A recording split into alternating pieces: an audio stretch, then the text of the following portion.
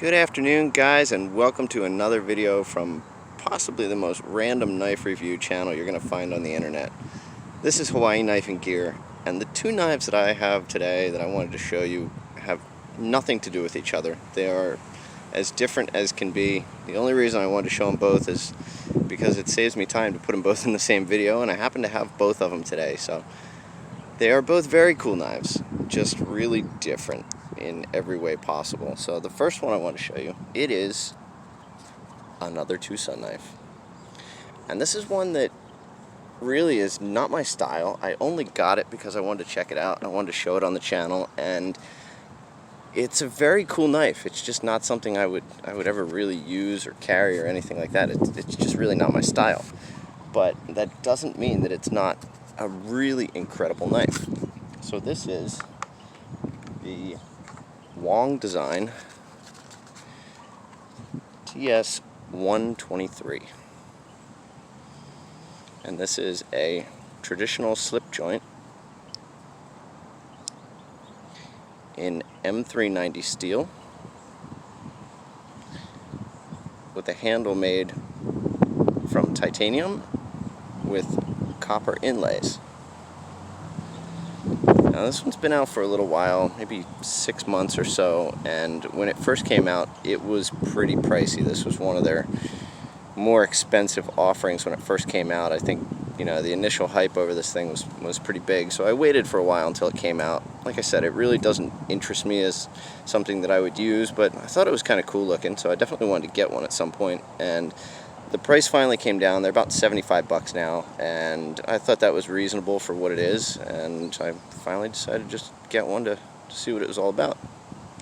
So when I got it, I've had it for maybe about a week now, and this knife does in fact hold the distinction, I think, of being the sharpest knife that I have ever received. Factory edge. This thing is insanely sharp. I mean, like scary sharp.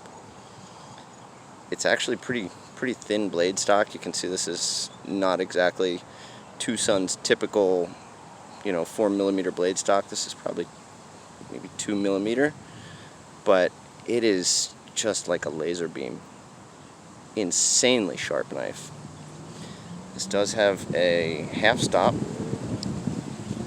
and then nice snap closed.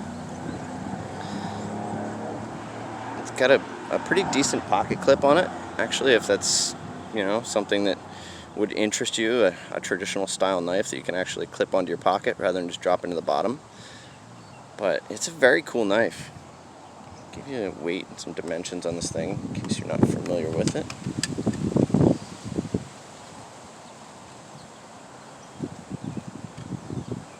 This knife is 3.87 ounces. Sorry, I'm not in frame there. Yeah, 3.89 ounces. So it's not light. It actually feels nice and substantial in your hand, and you can just tell it's very well made. The tolerances on it, nice and tight. And when it locks open, well, not locks open, but snaps open, it's a pretty positive snap right there. There is no wiggle except for forward, obviously, considering there is no lock on it. But if this is what's legal in your area and you're forced to carry a slip joint, this would be, not a bad option. Now, the one thing I did want to point out with this, when I got it a week ago, the copper inlays were very shiny on this, and I had it out over the weekend. I was down at the gun show at Honolulu Blaisdell Arena this weekend, and I showed a bunch of people. So just from handling it and taking it in and out of the box and kind of opening and closing it, just the oils from my hand, when I went to take it out today to show it for this video, the copper inlays had already started to patina and were starting to turn a shade of brown. So it is natural copper, and it will change over time. This will go to a nice shade of brown, like an old penny. I did shine it up a little bit before the video because I wanted to kind of show it in its best light here, but for anybody that's wondering what I use to keep knives clean or to do any kind of metal polishing, You're not going to find this stuff because it's something that I've had for about the last 20 years, but this is what's called wadding polish. And my dad gave me this can, probably 20 years ago, and it's cotton impregnated with metal polish. And you just rip off a little tiny ball of it and you start shining with it. Really incredible stuff. There's another one on the market that's pretty similar. It's called Semichrome, and it's just great for blades. You know, just a tiny little piece, maybe as big as your little fingernail, and just make a ball out of it and keep rubbing it on and then wipe it back off, and you can see you can shine it right back to where it originally started. And you know, I use it on the blades. It's great for D2 as far as keeping all the little freckles off the blades. So really handy stuff to have around, and just brought this one right back to shiny so I could make this video here. But very cool knife. I'll give you a length overall on this thing, just in case you're wondering for legal reasons. This one has a blade length of 3 inches and an overall handle length of 7 1/8.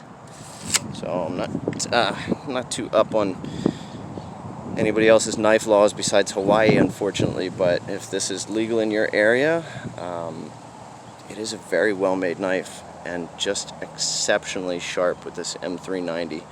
They really did a great job on it. I am definitely a fan of everything that Wong puts out, for sure, even the weird stuff. And you know, while it might not be my style, this is definitely a cool knife. So again, this is the TS123 by Wong Design.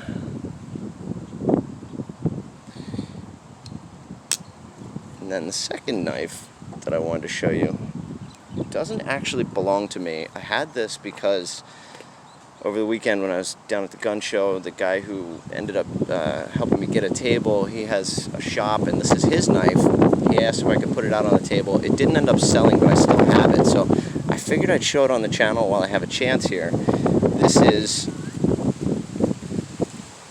a Dozier, and not a K-bar Dozier, but an actual Arkansas-made Bob Dozier design. I believe this is the KS-7 Wilderness knife. This is actually the first one of his that I've handled. Very solid knife. You know, I can understand why these things command about a $300 price tag online.